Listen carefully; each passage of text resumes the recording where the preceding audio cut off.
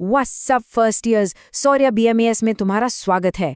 आज हम क्रिया शरीर का एक ऐसा टॉपिक फोड़ने वाले हैं जो लिटरली तुम्हारे पूरे बीएमएस करियर का बेस है, वात दोष।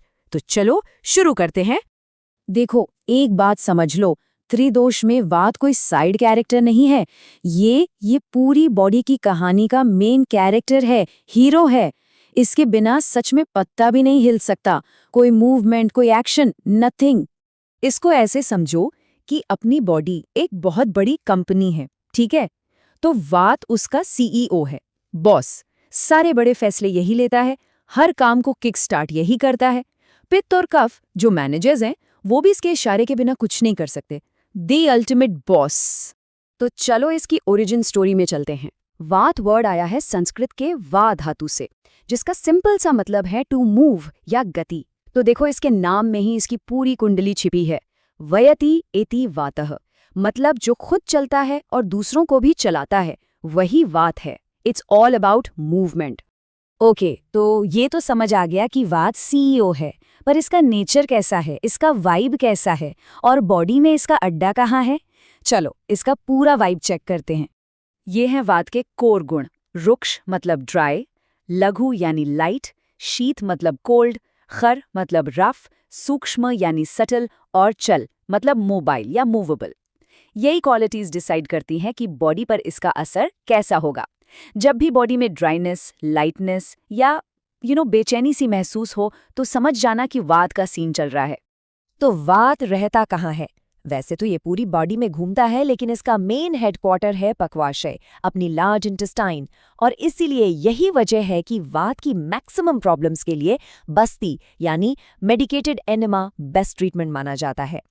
इसके अलावा इसका होल्ड कटी यानी कमर, जांघों, कानों, हड्डियों और स्किन पर भी जबरदस्त होता है। अब वात का जॉब डिस्क्रिप्शन सुनो, बहुत लंबा है। ये बॉडी की हर छोटी बड़ी मूवमेंट को कंट्रोल करता है, मतलब पलक झपकाने से लेकर सोचने तक। अपने नर्व इम्पल्स, सांस लेना, ब्लड सर्कुलेशन और हाँ, बॉडी से वेस्ट को बाहर निकालने का जो प्रोसेस है ना, इन सबको स्टार्ट करने का बटन वात के ही पास है। सच कहूं तो यही लाइफ फोर्स है। लेकिन कहानी में एक ट्विस्ट है। वात ये सब अकेले नहीं करता, ये एक पूरी एलीट टीम का लीडर है। इसमें 5 स्पेशलिस्ट हैं, जिन्हें हम कहते हैं वायु, और हर वायु का अपना एक स्पेसिफिक मिशन है। तो चलो मिलते हैं इस स्क्वाड से। टीम का पहला मेंबर प्राणवायु। इसका लोकेशन है हेड ऑफिस, मतलब अपना सिर, चेस्ट और गला। इसका मेन काम है लाइफ फोर्स यानी प्राण को सिस्टम के अंदर लाना, सांस लेना, कुछ भी सेंस करना, और यहाँ तक कि खाना निगलना, सब इसके कंट्रोल में है। इसे आज की भाषा में समझे तो प्राणवायु है head of communications and intake. बाहर से जो कुछ भी अंदर आ रहा है, चाहे वो ऑक्सीजन हो, खाना हो या इन्फॉर्मेशन हो, सब इसी के डिपार्टमेंट का काम है। नेक्स्ट है उदान वायु।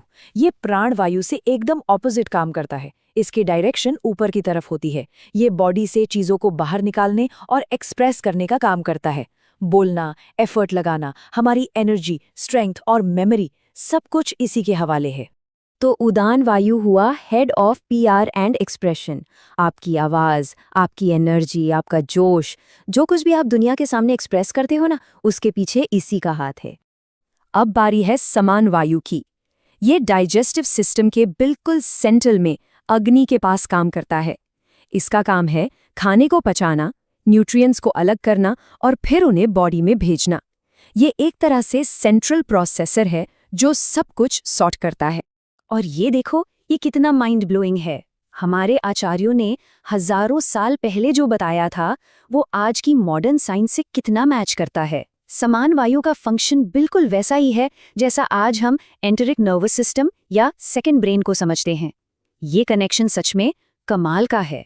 चौथा मेंबर है वायु। वायु ये पूरी बॉडी में फैला हुआ है।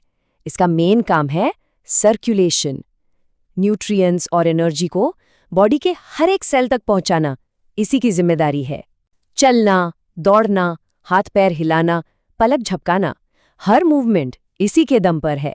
सिंपल वर्ड्स में व्यान वायु अपनी बॉडी का वाईफाई है। हर जगह इसकी रेंज है। ये हर ऑर्गन को कनेक्ट करता है और पूरा डिस्ट्रीब्यूशन नेटवर्क यहीं संभालता है। इसके बिना कोई सिग्नल, कोई सप्लाई कहीं नहीं पहुंच सकती। और स्क्वाड का आखिरी मेंबर है अपान वायु। इसका काम है नीचे की ओर मूवमेंट। बॉडी से जो कुछ भी बाहर निकलना है, मल, मूत्र, पीरियड्स का ब्लड या बच्चे का जन्म, सब कुछ अपान वायु ही कंट्रोल करता है। ये बॉडी का क्लीनिंग स्टाफ है। एकदम सीधी सी बात है। अपान वायु है head of waste management and ejection. जो भी चीज बॉडी के लिए वेस्ट है उसे बाहर का रास्ता दिखाना, बस यही इसका काम है। ठीक है, तो अब हम पूरे स्क्वाड से मिल चुके हैं, प्राण, उदान, समान, व्यान, अपान। लेकिन एक डॉक्टर के तौर पर हमारे लिए ये सब जानना इतना जरूरी क्यों है? चलो अब इस पर बात करते हैं। तो अब क्या? देखो, डायग्नोसिस और ट्रीटमेंट के लिए इस पूरे सिस्टम को समझना नॉन नेगोशिएबल है। अगर इनमें से किसी एक भी वायु का बैलेंस बिगड़ता है ना, तो पूरे बॉडी में प्रॉब्लम्स की चेन रिएक्शन शुरू हो जाती है। सोचो, अगर अपान वायु गड़बड़ हो गया तो कॉन्स्टिपेशन होगा। अगर उदान वायु में दिक्कत आई तो बोलने में प्रॉब्लम हो सकती है।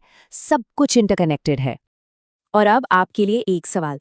हमारी आज की जो लाइफस्टाइल है, स्ट्रेस, जंक फूड, नींद की कमी, इन सबको देखते हुए आपको क्या लगता है, इन पांचों में से कौन सा वायु है जो सबसे ज्यादा इम्बैलेंस होता होगा?